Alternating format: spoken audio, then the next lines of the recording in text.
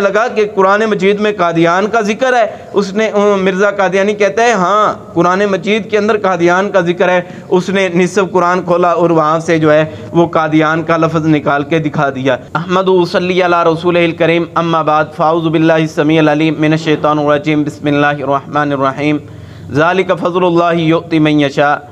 ہم بات کر رہے ہیں ختم نبوت کے حوالے کے ساتھ۔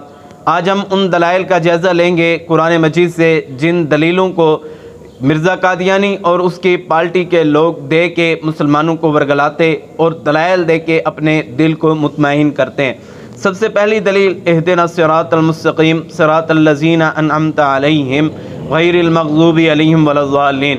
یہ کہتے ہیں کہ یہ دیکھیں قرآن مجید کے اندر اللہ تعالیٰ نے یہ ارشاد فرمایا ہے جو رسول اللہ صلی اللہ علیہ وسلم پر آیت مبارکہ نازل ہوئی کہ اہدنا الصراط المستقیم، کہ آپ نے ہدایت کے لیے گامزن رہنا ہے، دعا کرتے رہنا ہے، اپنی نماز میں پڑھتے رہنا ہے، ہدایت کی دعائیں کرتے رہنا ہے۔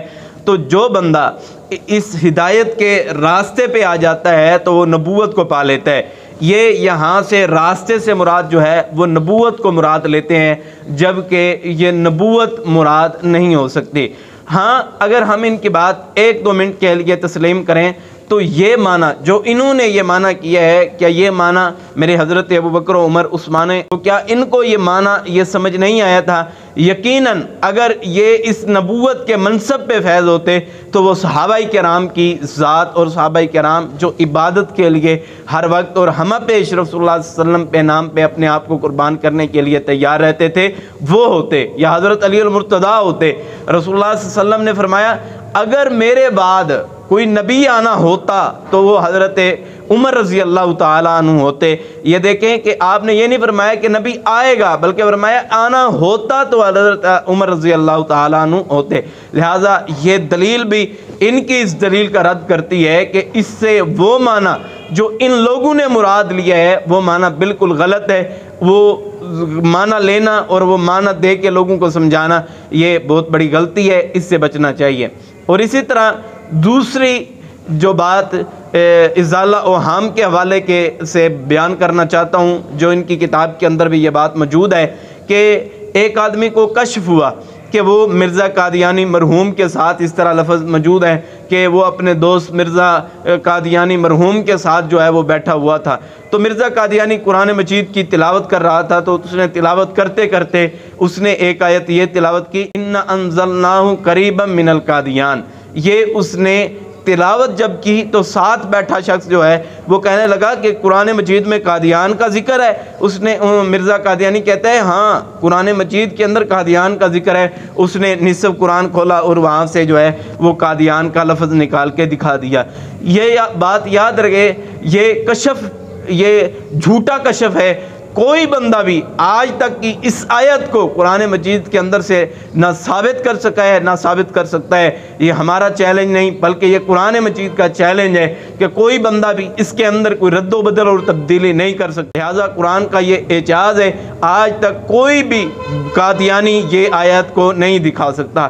تو لہٰذا قرآن مجید آج چمکتا ہوا میرے اور آپ کے سامنے یہ دلیل ہے کہ یہ آیت قرآن مجید کے اندر موجود نہیں ہے۔ لہٰذا اسی سے ان کا ایک بہت بڑا بہتان جو قرآن مجید کے اوپر انہوں نے باندھا ہے، اسی سے آپ یہ بات سمجھ سکتے ہیں کہ یہ لوگ کتنے ظالم قسم کے لوگ ہیں جو آپ کو دین سے، اسلام سے حقیقی معنی اللہ کے قریب ہونے سے دور کرنا چاہتے ہیں۔ تو ان کے ان دلائل کو سمجھیں اور ان کے ان پروپیگنڈوں کو سمجھیں جو امت مسلمہ کے اندر جو یہ لوگ پیدا کرنا چاہتے ہیں۔ محترم سامعین و ناظرین کرام، اسی طرح ہم تیسری دلیل ان کی جو قرآن مجید سے لے کے غلط استدلال کرتے ہیں، تیسری دلیل کیا ہے؟ اِنَّا زَيَّنَّا السَّمَاءَ الدُّنْيَا بِمَصَابِيحَ۔ کہتے ہیں کہ ایک آدمی کو کشف ہوا کہ اللہ تعالیٰ نے زمین و آسمان تو پہلے کی بنائی ہوئی تھی، لیکن اللہ تعالیٰ نے یہ آیت کو اتار کے اللہ تعالیٰ نے وہ آسمان کو تبدیل کر دیا، وہ زمین کو تبدیل کر دیا، اور یہ زمین اور آسمان جو ہے یہ ہمیشہ ہی تبدیل ہوتے رہتے ہیں۔ دیکھیں یہ ان کا اتنا بڑا جھوٹ اور یہ اتنا بڑا پروپیگنڈا ہے کہ آپ احباب یہ دیکھ سکتے ہیں اپنی زندگی کے اندر آپ نے کبھی بھی آسمان کو تبدیل ہوتے ہوئے دیکھا ہو، زمین کو تبدیل ہوتے ہوئے دیکھا ہو؟ جب سے ہمارے آباء و اجداد سے آپ پوچھیں، آپ اپنی زندگی کے اندر بھی دیکھتے ہیں کہ وہی نیلی چھت آسمان کی موجود ہے، وہی مٹیالہ رنگ، وہی زمین موجود ہے۔ یہ بھیانک ناک اور غلط استدلال کرتے ہیں کہ زمین و آسمان جو جو ہے وہ تبدیل ہوتی ہے۔ وہ پہلے جو نبوت کے اندر جو محمد رسول اللہ صلی اللہ علیہ وسلم کے دور کے اندر زمین و آسمان تھا وہ اور تھا اور اب اور ہے۔ یہ دیکھیں یہ کتنے بڑی غلط بات ہے۔ آپ کی زندگی کے اندر جب یہ زمین و آسمان وہی ہے جن کا تذکرہ قرآن مجید کے اندر موجود ہے، بیشتر مقامات پہ بھی موجود ہے، یہ زمین اور آسمان اللہ تعالیٰ نے ایک مرتبہ ہی بنا دیے ہیں، اور اس کے بعد یہ دوبارہ بنانے کا تذکرہ یہ قرآن مجید کے اندر یا کسی دلیل کے اندر یہ ہمیں معلوم نہیں ہوا۔ اگر ہوتا ہے تو پھر ہمیں بھی بظاہر آنکھوں کے ذریعے پتہ لگنا چاہیے، لہٰذا اس کے لیے کوئی دلیل ہونا ضروری ہے۔